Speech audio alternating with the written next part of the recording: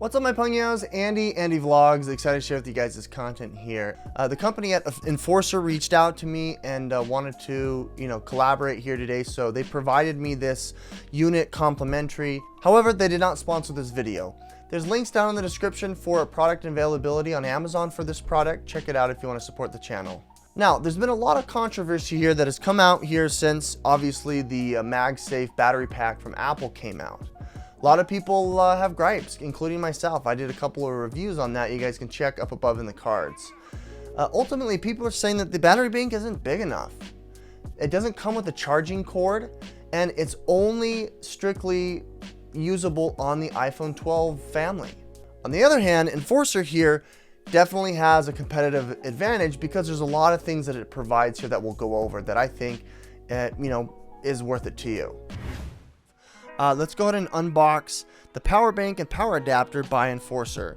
Now, as you can see, off the get-go, we got a 5000 milliamp battery. We've got 18-watt charge, and we've got a power adapter. But the unboxing experience is pretty straightforward here. The products themselves, I think they're pretty high quality, as you can see. This is pretty much what you're going to be getting in your package here. You've got your 18-watt brick, which is USB Type-C, which obviously you're going to need your own cord in order to charge it. But as we know, most phones come with that cord. I think it's a nice touch that they, give you that brick. It comes with a little carrying bag, which we'll put aside. And then, the best touch here is on the back. It comes with instructions, user manual for installing their magnetic ring. For those Android folks out there who want to use the Qi charging but don't have MagSafe, here you are. You just apply it on. Make sure you check the manual for those instructions, and it can connect. It's pretty high-powered batteries there. With that said, let's go ahead and go over the product itself. As you can see on the back side here, you've got this nice cushiony to the touch back, and then you've got kind of like this ring that kind of keeps it all together, and then it's encased in this nice matte finish. It does feel kind of plasticky on this back side, and then you've got the Enforcer stand. On the bottom here, you can see that you've got your different ports. We've got the Thunderbolt and USB Type-C on each side, so it complements both phones, and then your battery here that shows you how much power you've got. I've only got half the battery, but you can see the light indicator showing, that it's got charge. Everywhere else around the device, it looks pretty straightforward. I did notice one thing though, that this rim here around the device is actually higher than the padding. So that leads me to believe that first contact is going to be this metal ring rather than the pad. So that may cause some scratching.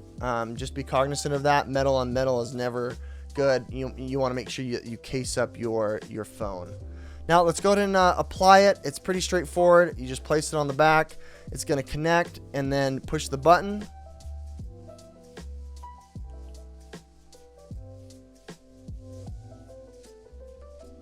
And there is your MagSafe animation.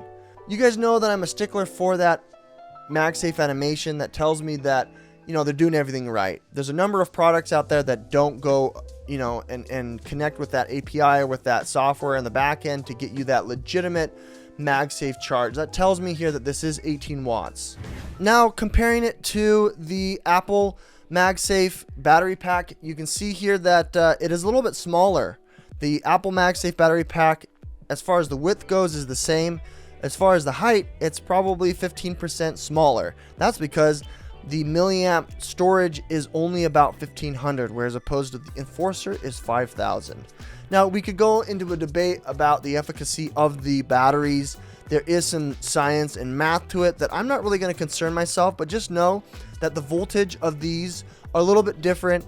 It seems like the Apple products, according to what I've read, are a little more efficient in the battery usage, but when it comes down to it, I don't care about efficiency. I care about being able to fill my phone up.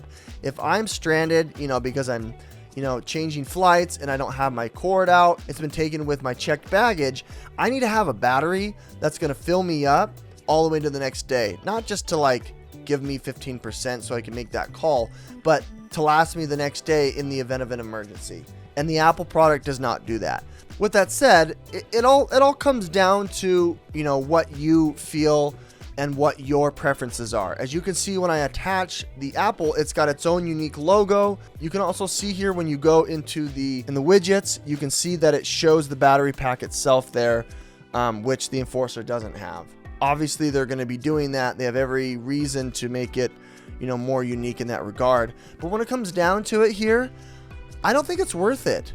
The Enforcer device only costs $39.99 as opposed to the $99.99. I could buy 2 of these Enforcer battery packs for the price of the one Apple. It's a no-brainer. One of the other features here of the Enforcer battery pack is this really cool stand. It fits my iPhone 12 Pro Max just fine. It gives you a nice good viewing angle, especially when I'm at the office typing and I want to look down and watch, you know, The Office or whatever. This is perfect. I think this is a great touch. A lot of people are going to like this. At the end of the day here, when it comes down to it, I'm not so concerned about the efficiency. You know, I like the comfort of having a 5000 milliamp battery. It just makes sense in this form factor. There's so many other products out there that are so much cheaper than what you're getting from the Apple. I mean, it's cool that you've got the integrated logos that show up in your tool tray. It's cool that you can do the pass-through. It's not cool that there's no cord that came with it or power brick. It's not cool that it's only 1500 milliamps. You could argue that the difference between the voltage in these, you know, and the mathematics behind the efficiency is much better in the long run. But to me, that's all moot because this is going to run out of battery faster than this. I don't care about efficiency. When you're in a pinch, you need to have as much battery as you can. When you're traveling, when you forget your charger, you're not going to be caring about how efficient this is going to be charging. Once this charges from like 10% to 30 or to 50, you're going to want something that tops you off to 100% because let's say you have that extra long flight, it's delayed, an emergency happens. More in the milliamp wattage is better.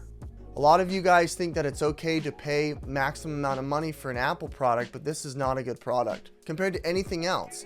I'm not going to sit here and say that this is the best thing in the market, but I am going to say that it's much better than the Apple product. I do recommend it at this price point. There are a couple others that are right around this price that you can check up above in the cards in the description if you think that are interesting to you that I think do well. Ultimately, it's going to be up to you guys. It's going to be up to your preference. You know what my bias is. Just know that Enforcer did reach out to me and provide this complimentary down below in the links in the description. Do help out the channel. I much appreciate you guys checking this out. My name is Andy with Andy Vlogs, signing out.